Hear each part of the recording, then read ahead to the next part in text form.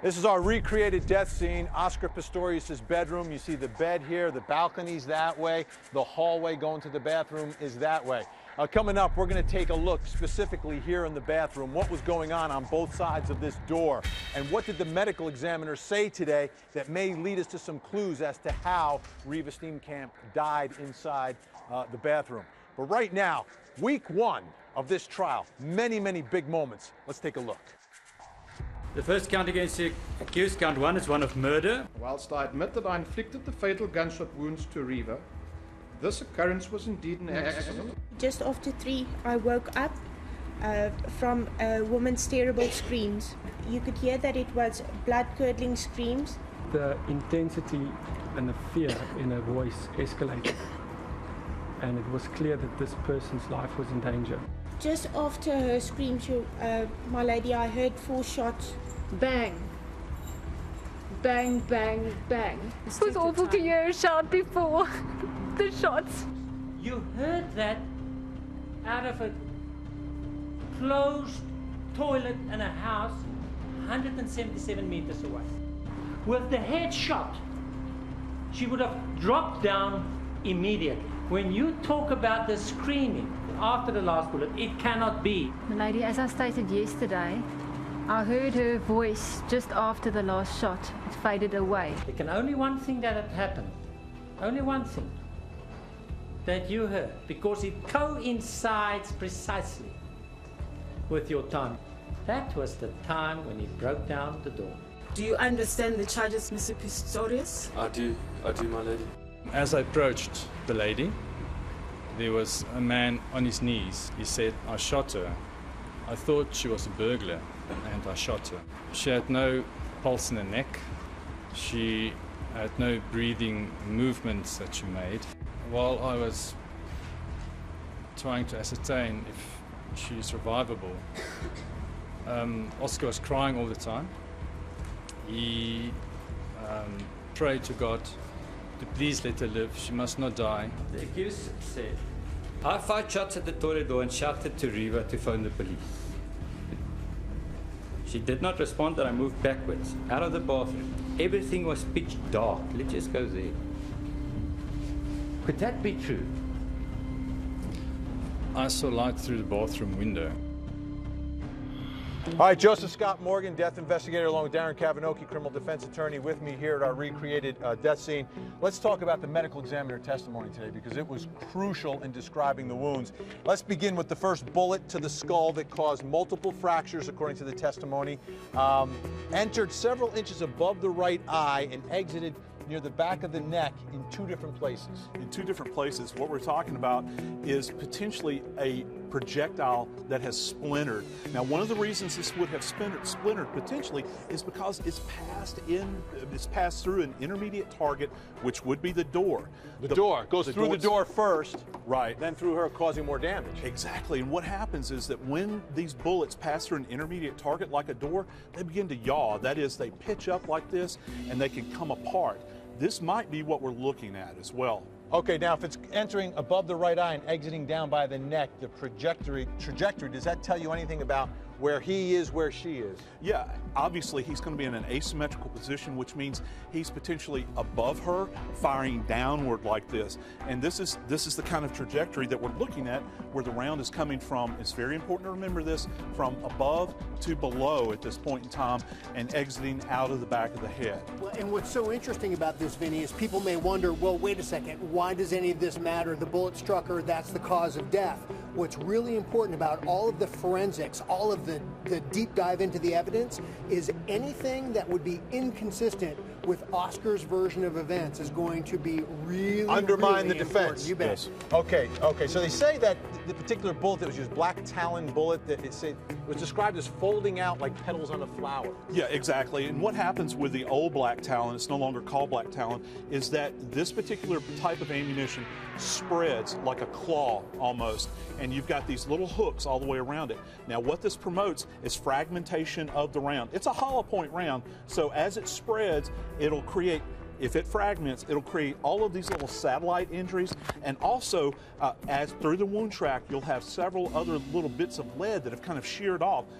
It's a devastating injury. And fatal. Oh, Very much so. Okay, now let's talk about this, some more of these wounds. There's a group of wounds below the right breast which were described as superficial. Not sure what that is from. There was also a wound between the webbing of the second and third finger of one of her hands. Right.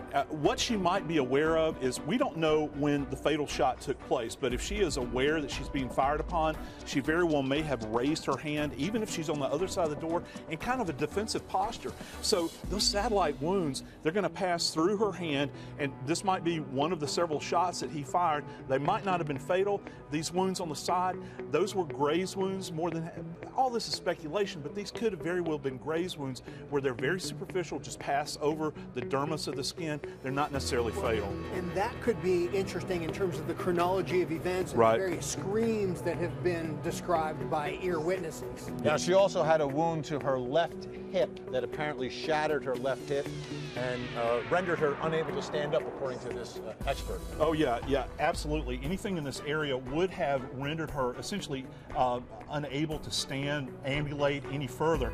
But the question is, when did this shot enter the body? If that goes first and she's unable to stand, that might explain the downward trajectory of the shot to the head. Right. If she was seated, say, for instance, on the toilet, then she went to the ground in order to achieve this kind of posture where she's down on the ground trying to protect herself, then again, as he is approaching the door, he's firing again, strikes down at her. This is going to change the complete attitude and complexion of the scene. All right, now, the injury to the right arm above the fold of the elbow, it was described as atypical, a small halo of small superficial wounds caused by wooden splinters. Yeah, absolutely. Again, we're back to the intermediate target then, and we're talking about this round that's going to kind of fragment anyway. As it passes through here, it's going to strike this area. And what they mean by atypical is we think of bullet holes being perfectly circular. Right. These are not. They've passed through another target, and they've essentially splintered. They create other projectiles with the wood from the door. Those also have a tremendous velocity that enters the body as well. Let's go through your scenario. What do you think could have happened on either side of this bathroom door? Well, we have two possibilities and two attitudes. Attitudes means what was her relationship to the weapon when it was being fired. She's on this side of the door. He states that he removed her from the bathroom. If she was in a seated position on the toilet, if we're looking at the angle of the trajectory and it's being fired, if someone is standing, just like Vinny is standing. On the same height as Oscar Pistorius, 6 feet tall. There you go. The round is exiting out of the end of the barrel and it's coming down into a trajectory that strikes the head. Now, if we slip down like this and firing the weapon, it's going to come in at a flatter angle, okay? Now, the other thing that changes is that when she moves out, one of the scenarios is that she is possibly on the floor. Now, Vinny, if you could rise up just one more second, this creates what we refer to as a more acute angle. That means the round is going from above to below at a very acute angle dependent upon her position. She's lower. Again, you lower as if you were Oscar. You're firing the weapon. Again, this changes our plane and it makes it a flatter plane. This is going to be essential to the case that the prosecution is putting forward because we have these two things that are put forward. He's either standing or he is literally on his buttocks. He's without his prosthesis. So we have to measure this and understand what was his attitude relative to the victim. Is there any way to tell which shots are first?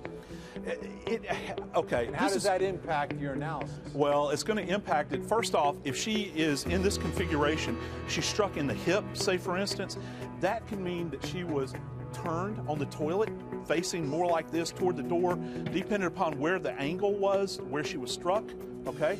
She may have then sunk to the floor, and then other shots that came in, say for instance, the wounds to her arms, wounds to her hands, and then finally a fatal headshot.